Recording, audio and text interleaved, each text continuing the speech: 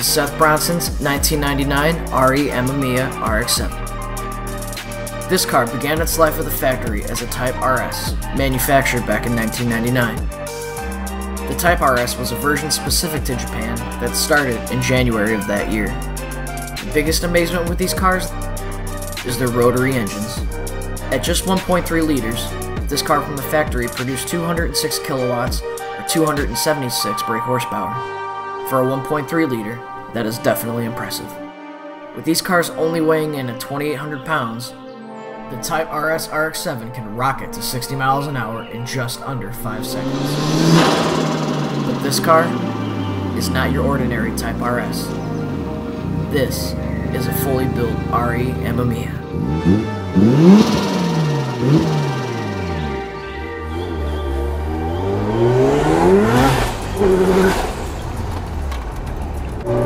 Alright guys, so right now we have a good friend of mine, Seth Bronson's super dope 1999 RX7.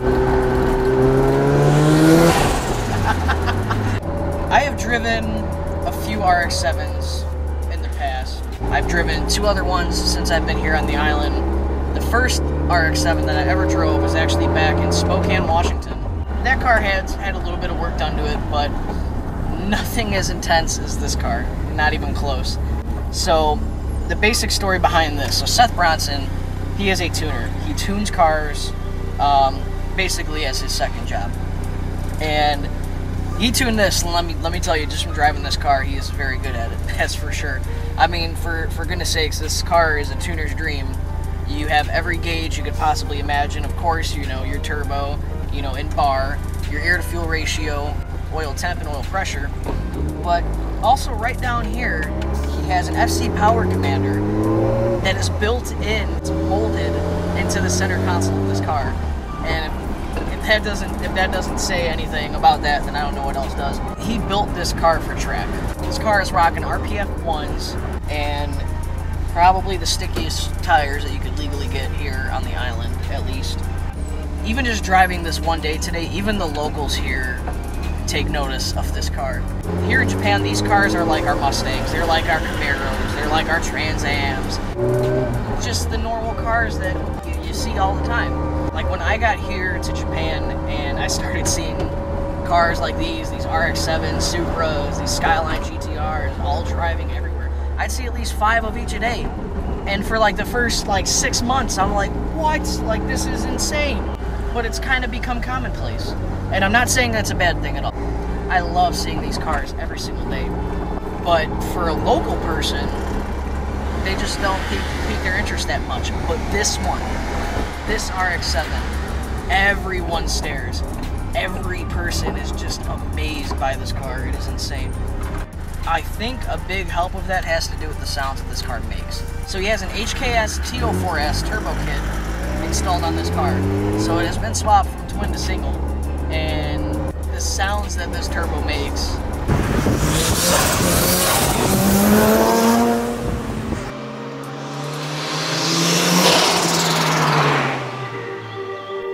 Every inch of this RX-7 is covered with the full Amemiya aero kit. From the 80 hood up front to the GT2 spoiler in the rear. Even in Japan, where an RX-7 is commonplace, if you like attention and thumbs up, this is definitely the car for you. This build features Bridezeta 3 full bucket seats that hug you so tightly, you almost need to wait an hour after each meal if you even want to fit. Tuning peripherals were not compromised in any way with this Amemiya. Boost from the spool-happy T04S turbo is controlled with the HKS EVC6. With a color display, data logging capabilities, and a unique overboosting warning feature, this is a definite necessity for such a build. And everyone knows that heat is the RX-7's worst enemy.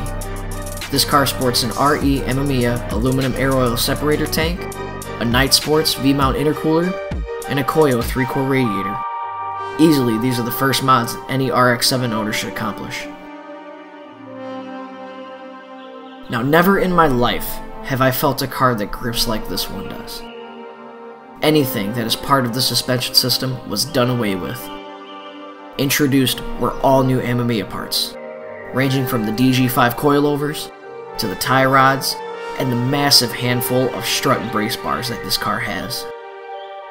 The closest I've ever came to grip like this was in a modified Lotus Elise, and this car still takes the cake.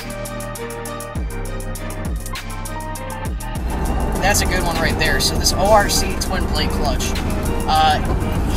Seth told me as soon as he gave me the car, he said, you're gonna stall it. Also on this engine, he's rocking an HKS fuel rail with quad 850cc injectors. For the exhaust, he's got the Trust Power Extreme titanium exhaust. This thing sounds amazing. If you're driving and you're kind of by residential areas, you don't want to be too crazy, you could actually keep it decently quiet. But when you open this car up, my God.